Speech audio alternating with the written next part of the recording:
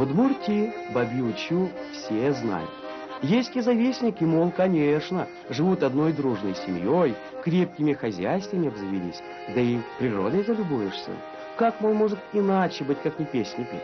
А поют здесь действительно всегда. И угощая пельменями и кумышкой, и выполняя легкую крестьянскую работу, и длинные зимние вечера с песней коротают. Не только поют, необычные ансамбли создают.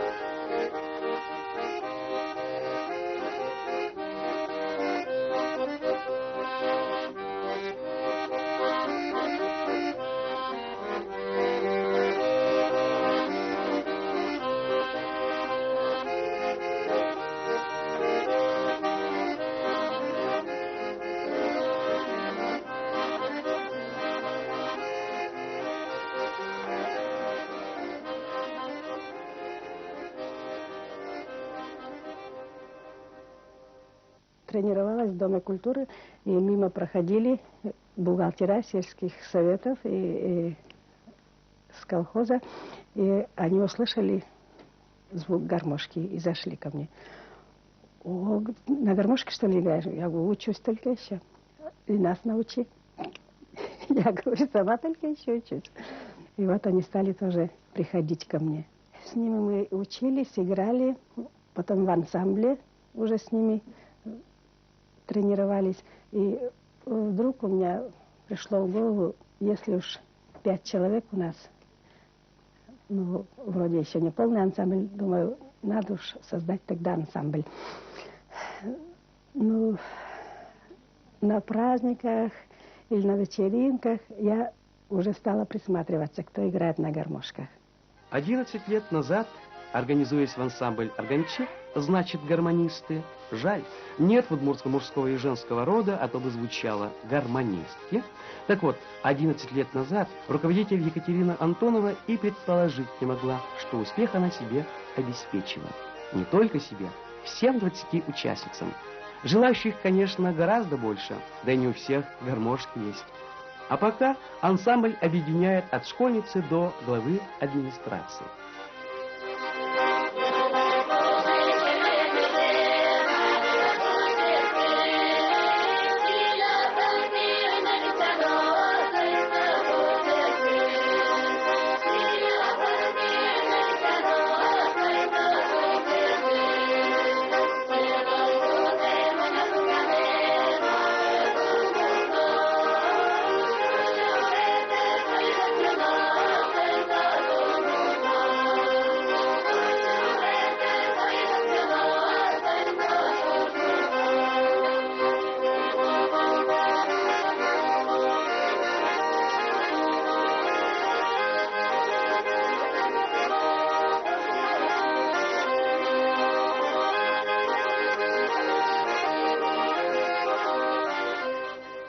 Первый раз побывали на Днях литературы и искусства в Москве, и очень тепло нас приняли. Мы стали выходить, я выхожу и как будто зову с собой гармониста. Целый зал встал и стал аплодировать. Я даже опешила несколько секунд, думаю, что такое.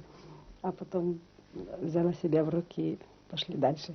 Ну, просто мы не ожидали, что именно нас, удмуртов, так встретят. В первый раз мы побывали в Перми, в Кирове побывали, в Челябинске, 2 раза в Москве были. Первый раз, вот сказали уже, Дни культуры Удмуртской республики там было. Второй раз мы ездили, так, юбилей Москвы было, 850 лет. Вот тогда и нам новые гармошки купили, и сшили, костюмы сшили новые. В 99-м году мы ездили в Финляндию, вот. Мы собираемся... А там что было? Мы еще собираемся в Венгрию. А приглашение есть какое-то, да? Нет еще, но надеемся. Но женское ли это дело на гармонии играть? Притом в деревне. Да мало ли заботы у женщины. Порой приходится и мужиком, и бабой быть. А тут еще репетиции, концерты, бесконечные поездки. Диву даешься, да и только. Когда успеваю? Конечно, мы привыкли уже. Все сами надоедаем. Когда уж мы пойдем по деревням выступать. все время. Давайте уж поедем, дома засиделись уже, охота уже вступать. Скучаем, если долго не собираемся. Влечет общение, ну, мы как одна семья, 11 лет раз уже вместе. Если я не в ансамбле, так я уже себя чувствую не так уже. Рожденная у меня такая, песнями, плясками. Но и сейчас мне скучно. Без ансамбля я старела, не могу уж ходить.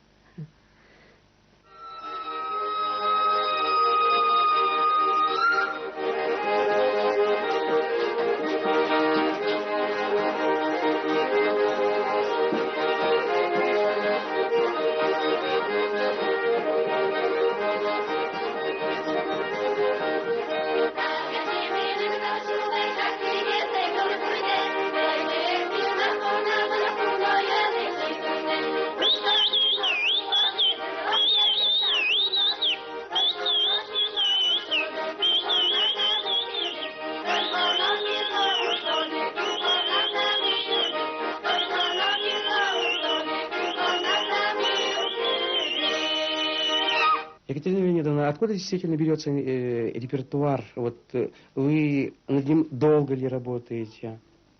Откуда? Репертуар, ну, где можем, там и берем. Может, у кого-то, у какой-то бабушки услышим интересную песню, мы ее чуть обработаем на свой лад, и слова, и музыку присваиваем так.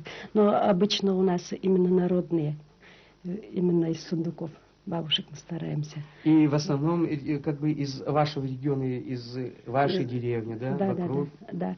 Ну вот если мы побываем где-то в других республиках, мы их песни тоже стараемся тоже учить. И на скольких языках вы теперь поете?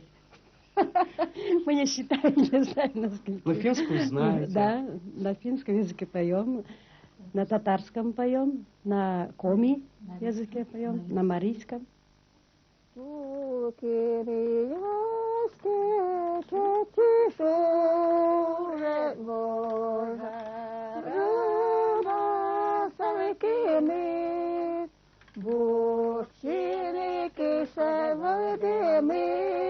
Качошки, пашки, возьмели, бучины, кишеводеми, качошки, пашки, возьмели. Как заметили, в ансамбле полный матриархат. Да нет, в деревне есть, конечно, и мужчины-гармонисты, и, скажем так, весьма неплохие. Но то ли не желают под женским руководством ходить, то ли еще что, но в ансамбль не идут. Да, собственно, и им не приходится скучать. В деревне сплошные праздники, их обслуживают.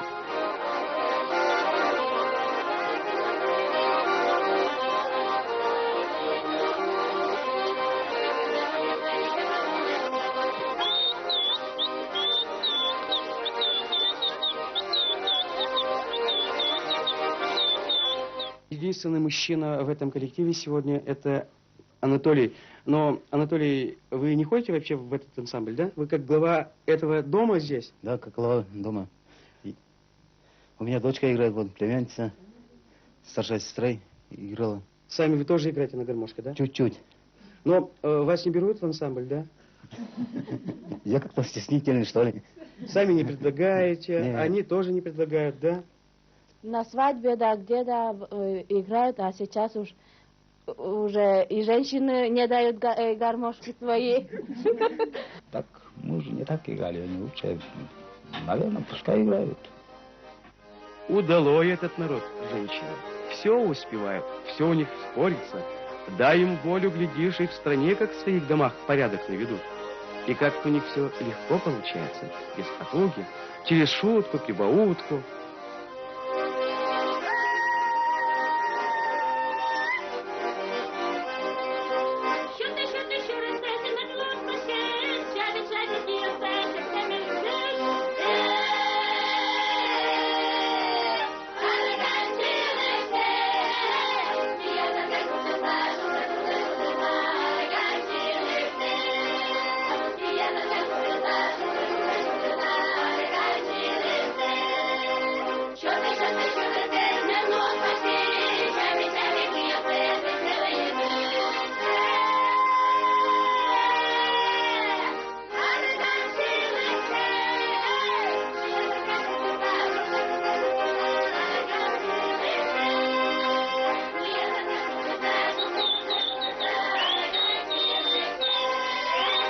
Бывает наверняка очень много интересных случаев в вашей жизни.